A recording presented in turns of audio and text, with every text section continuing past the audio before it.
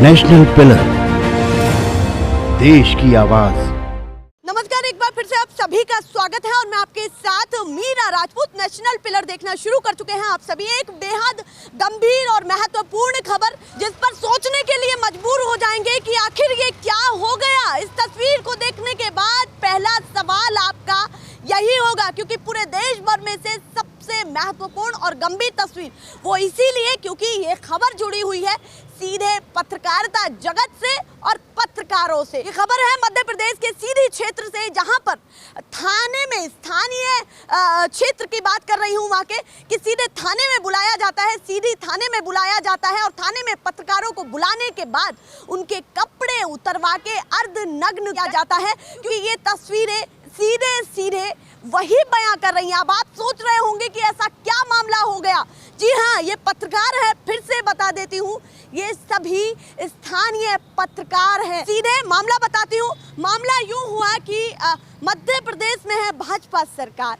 भाजपा सरकार के बाद जिनके खिलाफ उन्होंने खबर लिखी वो भी भाजपा विधायक, और भाजपा विधायक के खिलाफ लिखने के बाद मामला तूल पकड़ गया और पत्रकारों को सीधे थाने बुलाया गया और उन्हें अर्धनग्न गया। पुलिस वालों के सामने देखिए किस तरीके से वो खड़े हैं। ये पत्रकार ही हैं जिनका जमावड़ा आप देख रहे हैं इस छोटी सी तस्वीर में, और उसके बाद इस तस्वीर को लेकर के सोशल मीडिया पर हंगामा हो गया है, क्योंकि जुड़ी हुई खबर है पत्रकारों से, तो खबर भी बेहद महत्वपूर्ण हो जाती है। और उसके बाद अब विपक्ष और जनता के रिएक्शंस एक के बाद एक निकल करके सामने आ रहे हैं, और विपक्ष ने क्या कुछ कहा है सीधे आपको दिखाते हैं कि क्या विपक्ष ने कहा है। पर उससे पहले आपको बताते हैं कि वही भाजपा विधायक की तरफ से क्या कहा गया है या क्या आरोप उन्होंने लगाया। उन्होंने कहा कि ये जो पत्रकार हैं इन्होंने कहीं ना कहीं फर्जी आईडी बना करके सरकार के खिलाफ खबरें चलाई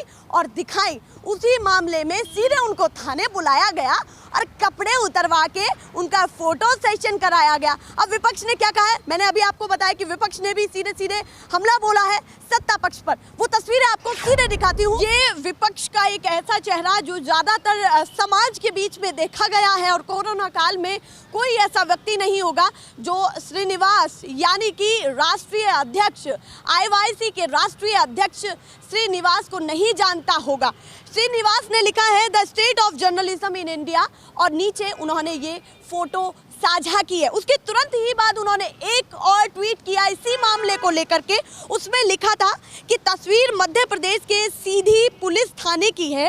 अर्धनग्न खड़े युवा स्थानीय पत्रकार हैं। इनका गुनाह है कि बीजेपी MLA के खिलाफ खबर चलाने की हिमाकत इन्होंने की थी।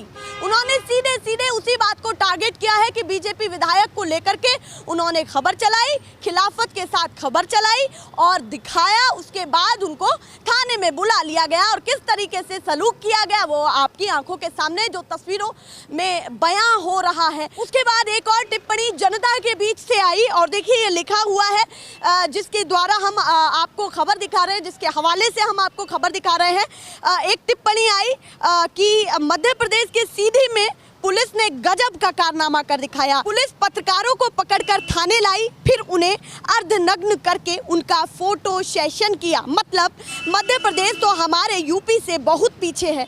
हमारे यहाँ तो बड़े मीडिया संस्थानों के पत्रकारों को सीधे जेल भेज दिया जाता है। MP पुलिस को यूपी पुलिस से सीखना चाहिए। एक और टिप्पणी आम जनता के बीच से निकल करके आई, और जल्दी से और भी लोगों की टिप्पणी आपको दिखा देती हूँ। पर इसके बीच में एक विशेष चीज हो जाती है कि पत्रकार के साथ हुआ, और एक पत्रकार ने ही साझा कर क्या लिखा है। उनका नाम है मनोज द्विवेदी, और आगे उन्होंने अपनी पद का इस्तेमाल करके जर्नलिस्ट लिखा हुआ है, और लिखा है कि पत्रकारों के अच्छे दिन आ गए हैं। ये मध्य प्रदेश के पत्रकार हैं।